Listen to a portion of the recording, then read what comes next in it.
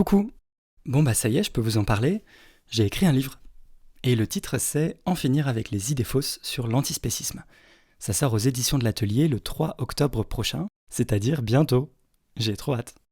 Et pour essayer de compenser le fait d'avoir dû mettre le podcast en pause les derniers mois d'écriture, parce que ça devenait vraiment trop impossible de mener les deux de front, je me suis dit que ce serait intéressant de faire une série d'été dans le podcast pour vous raconter les coulisses de l'écriture. Alors pas en mode cette épopée solitaire d'un écrivain qui se découvre, ça avait rien d'un projet solo en plus, je vous expliquerai, mais plutôt pour rendre visible ce que l'écriture engage, c'est-à-dire des lectures, des soutiens, pas mal d'hésitations, quelques insomnies et surtout beaucoup de café.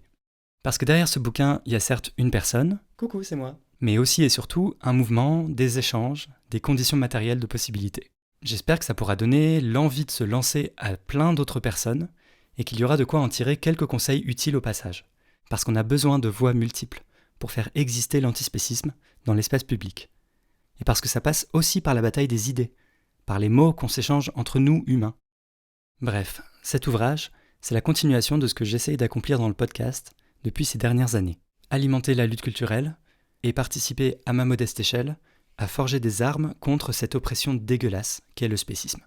Et dans le premier épisode de la série, je pose tout de suite la question qui fâche.